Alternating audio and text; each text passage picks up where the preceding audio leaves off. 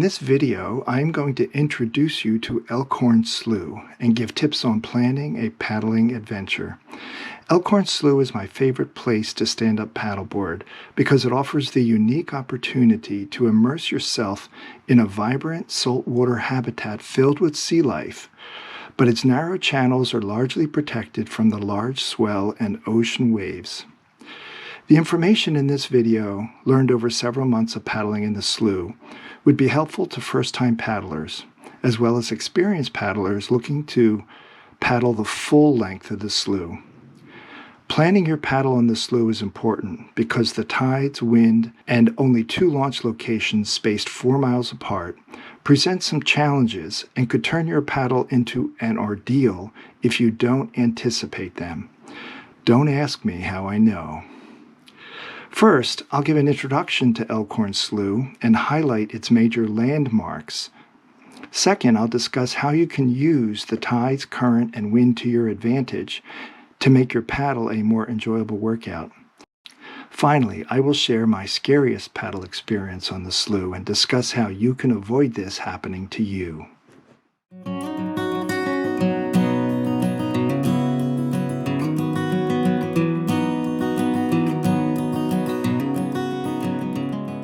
Elkhorn Slough is located on the California coast at Moss Landing in Monterey Bay. The slough sits midway between the cities of Santa Cruz, which is 25 miles to the north, and Monterey, which is about 20 miles to the south. Much of Elkhorn Slough is a national reserve, so its wetlands and wildlife are protected, and there are many efforts to restore the marshlands. Over the years, these efforts have helped make the slough an even more extraordinary place to paddle, either as a stand-up paddleboarder, kayaker, or rower. The information in this guide is focused on stand-up paddleboarding because that's what I have experience with. But this guide would also be interesting and useful for anyone visiting this slough, either on or off the water. Some special places and landmarks you need to know about are the Moss Landing Harbor boat launch, the Route 1 bridge, Seal Bend, the Moonglow Dairy, Elkhorn Slough Research Reserve Visitor Center, and finally Kirby Park. The Moss Landing Harbor boat launch is the main launch site for stand-up paddlers, kayakers, and rowers, and I highly recommend starting and ending there for your first paddles. You can launch at the beach that is often filled with rental kayaks on the weekends, or you can use the adjacent concrete boat launch ramp. I like to launch from the muddy beach, but I usually go to the ramp on exiting because your board stays cleaner. The Route 1 bridge is the gateway to the slough. The challenge here is that at high tide there is only about 7 or 8 feet of clearance, so if you are tall like me, you may want to kneel so that the end of your paddle does not hit the bridge. Once you get past the bridge, the water tends to calm down. About a mile after the bridge, you will come to Seal Bend, where there are usually many sea otters eating and resting, and seals hold out on the shore. As you go around Seal Bend heading east, on your right you'll see a large grove of eucalyptus trees, and then the Moonglow Dairy Farm will slowly drift past you. From this point eastward, you will be going deeper and deeper into the slough. You will likely be entirely on your own, since few people that start at Moss Landing will venture beyond Moonglow Dairy. But if you press on, you will find yourself in the heart of Elkhorn Slough Reserve and be rewarded with tons of wildlife and beautiful scenery. Heading still farther east, you will pass Hummingbird Island, and about a mile further, you arrive at Kirby Park. There is a small dock with a boat ramp there, so it is easy to launch or retrieve your board from the water. This end of the slough is nice for its remoteness and is ideal if you want to get away from it all.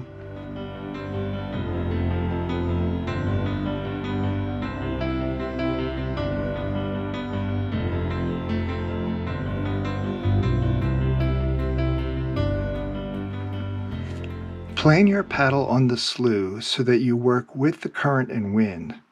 and you will be able to travel farther without overexerting yourself, see more of the slough, and feel better during and after your paddle. Let's first consider an easy paddle without strong current or wind that starts and stops at Moss Landing Harbor. This tide chart shows the water height in feet at the Highway 1 bridge on April 6, 2020.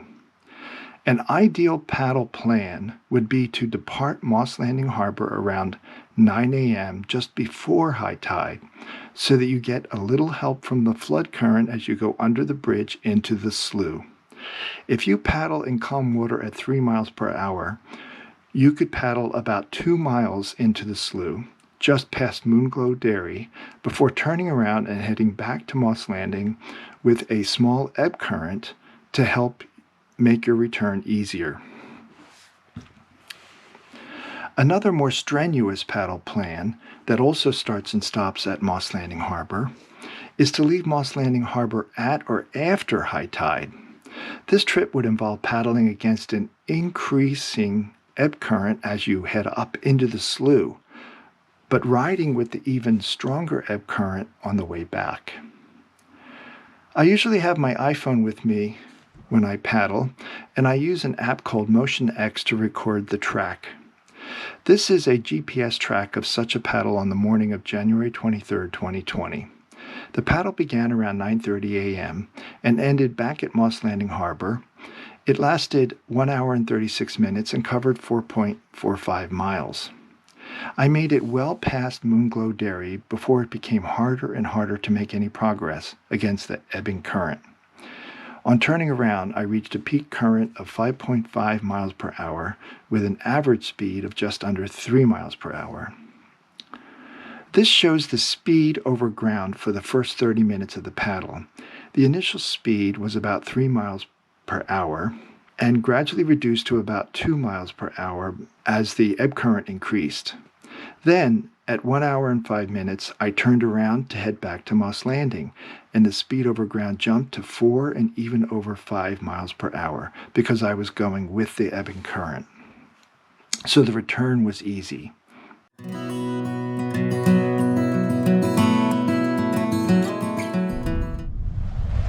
Now let's talk about factoring wind into a paddling plan. Wind is just as or even more important to anticipate than current.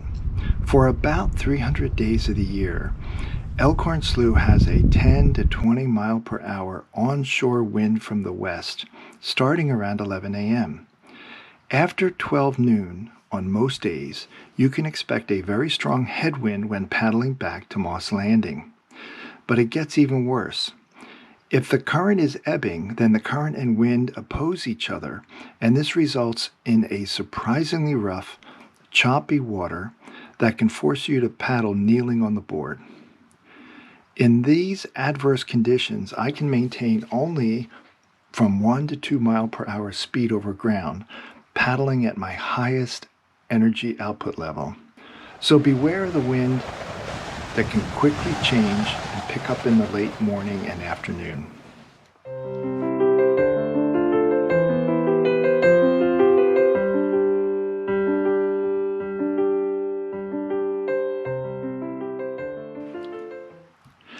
Now let's consider a more advanced one-way 4-mile paddle expedition going from west to east, starting at Moss Landing Harbor and ending at Kirby Park. For this adventure, you want as large as possible high tide around noon. This chart shows that a departure from Moss Landing around 8:30 a.m. will result in a favorable flood current for the duration of your voyage. I have found that with a tidal change of about 5 feet, there is a maximum current about 3 miles per hour in the slough, midway between low and high tide. In this case, I have measured my speed over ground to be 4 to 5 miles per hour paddling normally. Since Kirby Park is 4 miles away, I can usually reach Kirby Park in a little over an hour, feeling great after a good workout. Now let's consider a paddle expedition going the other way from east to west, starting at Kirby Park and ending at Moss Landing. For this adventure, you want a large high tide around 7 a.m. This chart shows that a departure from Kirby Park between 9 and 10 a.m. will result in a favorable, strong ebb current that will help speed your way out of the slough to Moss Landing. You should arrive at Moss Landing before 11 a.m., just before the opposing onshore winds and current will cause choppy waves that would make your return paddle difficult and exhausting.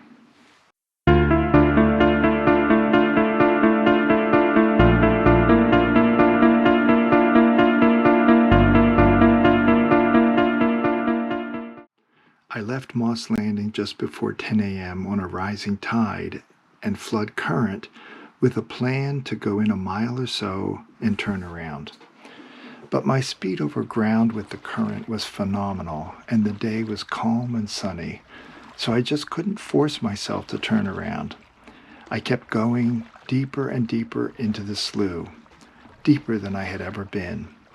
Abandoning my initial plan on the fly was my first mistake. I actually made it all the way to Kirby Park in about an hour. It was my first time to do a one-way from Moss Landing to Kirby Park, and I was super excited. It was still calm and sunny, so I rested for an hour to wait for the current to change from a flood to ebb so that my paddle on the way back would be easier. That delay was my second mistake because now the onshore breeze started ramping up. About halfway back, the opposing headwind and ebb current had increased and caused so much chop that I had to paddle kneeling down in order to make any progress and not fall in. My speed over ground dropped to 2 miles per hour at times, and at that speed I began to wonder if I would even make it back before I collapsed. The waves were the largest I had ever seen on the slough. I had no alternative but to just keep going because there is no place to stop and leave the slough in the 4 miles between Kirby and Moss Landing. I was able to use the grove of tall eucalyptus trees at Seal Bend as a windbreak so I could paddle standing up part of the way back. It took me over an hour and a half of continuous, strenuous, high-energy paddling to get back to Moss Landing. This was 50% longer on the return trip time than the paddle in. I was more exhausted than I had ever been after a paddle. The return paddle was scary because I had no reserve at the end and could barely even walk. On the bright side, I did accomplish my first Moss Landing to Kirby one-way trip and my first and only round-trip paddle on the slough, both on the same day. So I accomplished 2 milestones that I had been dreaming of, and I learned a lot about opposing wind and current. It's just that I learned all this the hard way and at the expense of overextending myself. So how can you do a round-trip paddle expedition on the slough without getting scared or having to train for the Olympics first? I would now pick a day with a large high tide at or before 9 a.m., like this day 3 days earlier than the day of my scariest paddle. Leaving Moss Landing around 8 a.m. would give me about 3 to 4 hours to get back before noon, before the onshore wind and waves get too strong. Also, it would be a good idea to arrange to have someone on standby to pick you up at Kirby Park just in case, so you are not forced to make it back to Moss Landing if conditions are not what you expected. I have yet to try another round trip, I guess because the first one was so exhausting. But doing round trip paddles is at the top of my bucket list. I hope you found this video entertaining and interesting. I encourage you to stand up paddle, kayak, or row on the beautiful Elkhorn Slough. Just remember to paddle with a plan. Cheers.